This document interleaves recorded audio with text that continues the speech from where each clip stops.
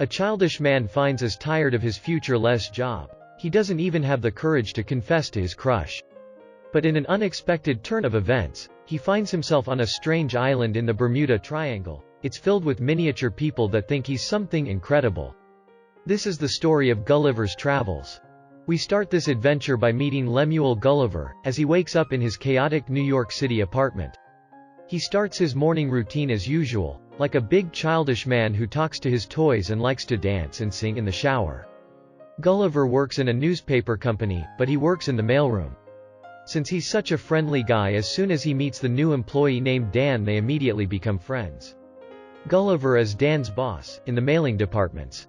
As they two start the daily routine of delivering mail, they come across Gulliver's crush for years, the journalist Darcy Silverman. Gulliver has never gathered the courage to confess his love for her. Later the very same day they promote Dan to head of the mail department, even though Gulliver has worked there for 10 years. Dan says that Gulliver needs to take a stand and speak his mind, since no one respects him there, and if he doesn't take a stand he won't progress in life. The turn is done for the day, and as he walks in distress out of his workplace he notices that Darcy stayed working late. He decides to go to her and finally asks her out. But his courage only got him so far, because as soon as he got there his nervousness came back, and he became a mess and ends up just picking up a random paper from her desk and walking away. However, she asks him if he wants to apply for a travel writing assignment. Since Gulliver is so nervous he agrees and has to have a travel blog ready for the next day. He just copies and pastes a bunch of travel articles at home that night to build up a blog. The next day at the office, he sends it to Darcy, and she is impressed with his writing skills and all his experience. She gives him a new task. Darcy wants Gulliver to travel to the Bermuda Triangle and write an article about the legends that surround it. Gulliver just wants to impress her, so he agrees without even thinking about it. The very next day Gulliver flies to Bermuda, and Darcy has arranged a contact with a boat waiting for him. The man shows him how to use the boat and mentions that it is pretty simple, as it's basically automatic. Gulliver sets sail to the Bermuda Triangle alone in the boat, and while it seems to be a pleasant trip at first while reading How to Build a Robot, magazines and drinking soda, he even falls asleep. But when he wakes up there's a storm, and a massive wave hits the boat. He puts on his lifesaver jacket to prepare and be safe, but the storm was just the beginning. Probably the guy from Life of Pi could relate to this messy trip, huh? A giant tornado approaches and the entire boat is sucked into the tornado, then it all goes dark. When we finally see some light, we see that Gulliver can't move his body. He looks down to see that some tiny men are standing on him, as their leader introduces himself to be Commander Edward Edwardian of the Lilliput. They call poor Gulliver a beast. This is when we finally get to see that Gulliver is pinned down on the ground and tied with a lot of tiny ropes. Gulliver easily breaks free of these ropes. As Gulliver closes his eyes and tries to wake up from what he thinks it's a dream, Edward orders his men to bring the beast down, and they manage to do it by pulling Gulliver to the ground with a bunch of hooks. Once again, he goes unconscious. This surely can't be good for his brain. Gulliver wakes up to find that this time he's tied to a cart and he's being pulled into the kingdom of Lilliput. The tiny people peek out of their windows and come out of their houses to see the beast. As Gulliver is pulled into the palace he is presented to King Theodore, king of Lilliput. He also meets his daughter, Princess Mary, who pities Gulliver and asks if the restraints are really necessary. Edward says that Gulliver is a spy from the enemy kingdom, Blefuscu. When Gulliver speaks and asks the king where he is, the king's secretary, Jinx, tells him that he's in the greatest nation in the world, Lilliput. Gulliver thinks it's all a prank with hidden cameras and asks the cameramen to show themselves. Gulliver is sent to imprisonment in a cave. There he meets Horatio, sentenced to life in the cave by Edward for attempting to court the princess. They make fun of Edward and call him a lame ass. At that moment Edward appears. He's been listening and he's angry, threatening them to be in that prison for life. Gulliver tells him that a lame ass is what you call someone brave, which makes both Edward really happy. And since he feels pleased, he takes them both to the fields to do some work. Using Gulliver's strength to plow the field, he's restrained by a machine. But then there are two rings of a bell, indicating that there's an attack from Blefuscu. The enemy kingdom is trying to kidnap the princess and even started a fire at the palace. As Edward arrives, he orders everyone to not save the princess because he wants to do it himself. Horatio, however, asks Gulliver to save the princess, because it seems unlikely that Edward would be able to reach her in time. Gulliver easily takes on Blefuscudian soldiers and saves the princess. He is after all a giant. After saving the princess, the king and secretary are still in danger, as the palace is on fire. Gulliver needs to think of something fast, so the only thing that comes to mind to put off the fire is to urinate on the palace, effectively turning everyone safe. Everyone claps for Gulliver. The king orders that he and Horatio are freed from their prison and thanks Gulliver for his bravery. The king also invites him to a feast that same night to celebrate. At the feast, the king asks Gulliver where he's from, to which he replies he comes from Manhattan, and everyone assumes that he's the bravest in Manhattan. For the first time in his life, Gulliver is celebrated as a hero, so he starts making up a story of how he's known as President the Awesome. Of course, Edward hates that someone else is getting all the praise and attention, but Edward doesn't believe anything he's saying. The next day, the Lilliput people surprise Gulliver with a new place to live. They've built a big home for him with all the facilities and luxuries he could ask for. And the king sends a crew to look for the washed-up boat at Gulliver's request.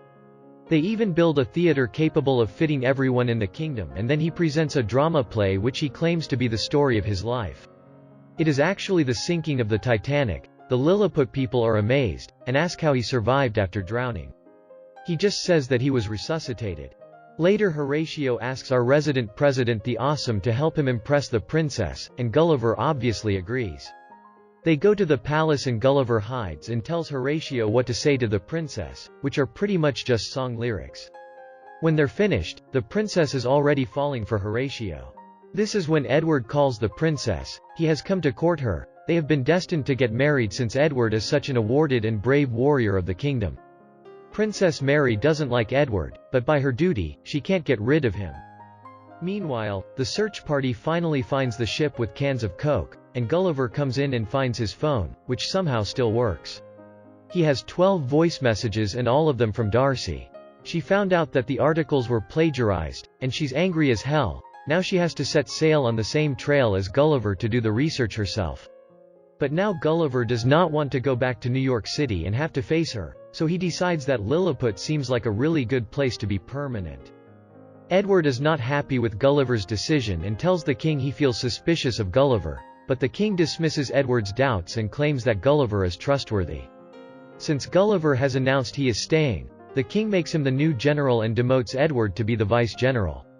This completely enrages Edward, and he turns off the defense systems of Lilliput to make it easier for Blefuscu to attack. The Blefuscudian soldier and their king quickly realize this and plan to attack Lilliput immediately. As these invaders approach the kingdom waters, they shoot their cannons at the kingdom. Since Gulliver is now the general, he has to stop the attack, so he steps into the water and splashes some water around. Of course, the cannonballs are pretty much like mosquitoes to Gulliver, so they don't affect him. It takes little effort for Gulliver to defeat the attackers. This makes the people of Lilliput celebrate Gulliver as the savior of the kingdom, and now they want to make him feel much more comfortable. They even go as far as to build him a model of Times Square so he feels right at home. Well, needless to say, Edward takes this personally. He escapes and goes to Blefuscu, and asks their king for help. Edward's men found the magazines Gulliver was reading on how to build robots. Some days later, when Gulliver is chilling at the fake Times Square, once again the 2 bells ring, indicating an invasion. Gulliver appears to face the attack once again. He's overconfident since he expects to fight just more miniature people. But what appears is actually a huge robot controlled by Edward to confront him. Edward is now a traitor and challenges Gulliver to a fight 1v1. Obviously, it is now Gulliver's duty to defend Lilliput, so he has to find a way to fight him. He tries pushing the robot, but it's futile. The crazy machine is too powerful and heavy for him. Edward uses the robot to pick Gulliver up by his pants and makes him surrender, and also makes him confess that everything about being President the Awesome is a lie. Not only was Gulliver humiliated, the king and the princess are surprised by this betrayal. Edward banishes Gulliver to an island where the people from Lilliput don't ever dare to go as a punishment. Now Gulliver has left there alone, but there he's picked up by a giant little girl. Yes, you heard that right, a giant little girl. Turns out he's in a world of giants, and the little girl uses Gulliver as a toy and keeps him in her dollhouse, dressing him up and playing small games. Back in Lilliput, things are about to get complicated, as Darcy just washed up on the beach. Since Gulliver had told everyone that she was the princess in New York, Edward recognizes her and sends her straight to the prison cave. Once there, Darcy meets the king and queen of Lilliput, who are also imprisoned. Horatio decides to travel to the giant island to get Gulliver back. Since he's even smaller than Gulliver to the giants, he has no problem reaching Gulliver. The little girl's dollhouse also has the skeleton of an old Air Force pilot that died there a long time ago. Gulliver uses his parachute to escape and go back to Lilliput. When he gets back, he goes to talk to Darcy first, and confesses his love for her. She even forgives him for all the plagiarizing, talks about things going well for Gulliver. Gulliver decides he'll challenge Edward, this time with a real interest in helping the good people of Lilliput. As the next day arrives, Gulliver goes to find Edward and challenges him to a battle. If he wins, the king and queen get their kingdom back. If he loses, Edward will destroy the kingdom however he wants. As the battle begins, once again Edward is much stronger than Gulliver, but this time Horatio helps our hero. He manages to climb into the robot and sabotage it. This basically defeats Edward's robot from within, and now Gulliver is finally able to defeat Edward and his robot.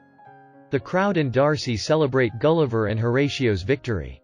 They give Horatio permission to finally be with the princess as they share a kiss. Edward goes completely Insano style and takes the princess hostage, but she's not easily taken as a damsel in distress. She's fed up with Edward's crap. She beats Edward up. Oh, but Horatio isn't the only one getting lucky here, 'cause Darcy kisses Gulliver too. The kings from both kingdoms are about to declare war on each other, but Gulliver stops them right there and proclaims there needs to be peace between the kingdoms. And to make his point clear, he starts by quoting the wise words of Edwin Starr's song, War.